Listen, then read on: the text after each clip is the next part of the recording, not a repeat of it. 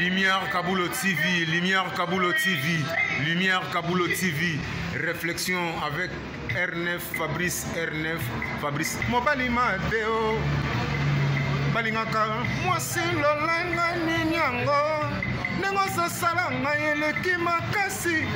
Kaboulo TV yo, Lumière Kaboulo, réflexion. Réflexion, double CD Fantomas, Mayo. Il est là, il a toujours. Barbito s'abonne, chaîne les amoko. Ça c'est dit, ma beaucoup t'as on a s'abonné. Bon bio. Donc mon yango, na YouTube tozawana, moko gaga. Réflexion, trop bandela. Réflexion, réflexion, lumière Kambolo. Yangwana, balai qui est ça la biso bien. Tous en ciment pour. Et ça la G. Bongo. Toujours. Réflexion, Lumière Kambolo TV.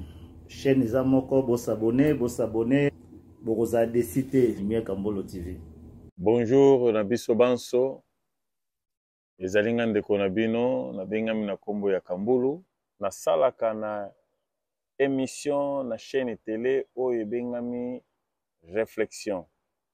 Chaque samedi na 19h30, beaucoup tabiso kuna na réflexion.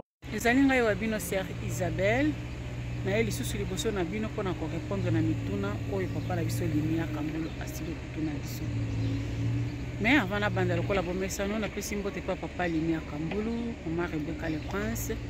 Ya bande ko nanga nyoso to sala kana bino libota munene oya réflexion na Afrique na Europe de partout. Sans oublier ba abonner na biso. Ndela benga ba spécial mbote na bino ya bébé. Sans plus tarder, Papa Lumière, autour de ceux qui m'ont balayé, n'a commis impuissant. Au robot yaye, autour de Zalamaye. Et au Seigneur pourquoi? Ce qui déjà au lobby que ce qui a commis, ça veut dire Azala qui bongoté, Azala qui bien. Et ça malade, puissance c'est ça la malade. Ba traiter rango a wana poto na médecine, donc en Afrique ba traiter rango na bukoko.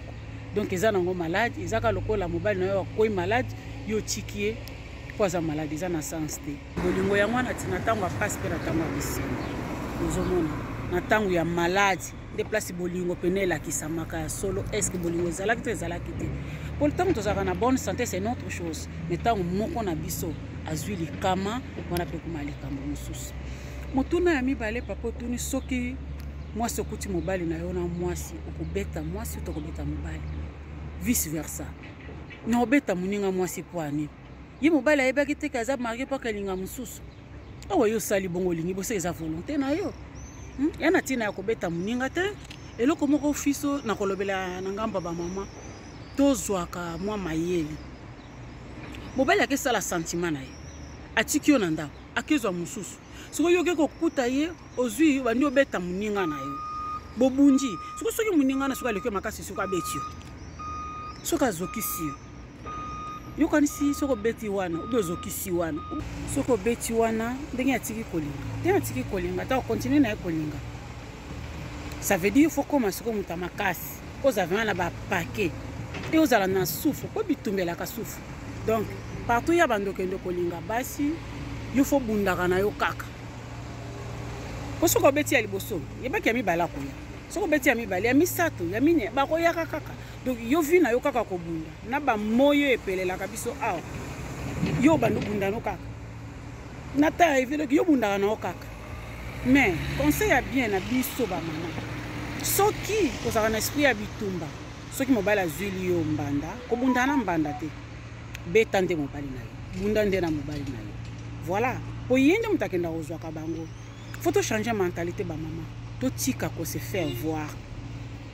De compte que mobile azuli ombanda yo ke bunda te yo fo beta yeso kolingi ou bi fotika mutune ya misato eske nani akoti trouble na libala na bino mobile mutaye na trouble ou bien mwasi oyo yo kangi na mobile na mutakoti trouble ngana réponse na ngai na point de vue na ngai mwasi oyo aye kokuta ngai akoti trouble na libala na ngai te.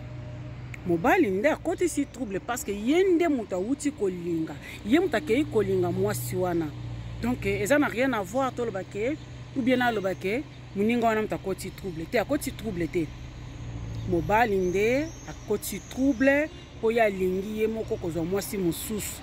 Donc ya moke na ngai yango yo, nzambe abatela biso. Bonne continuation. On a tout à la prochaine. Ciao.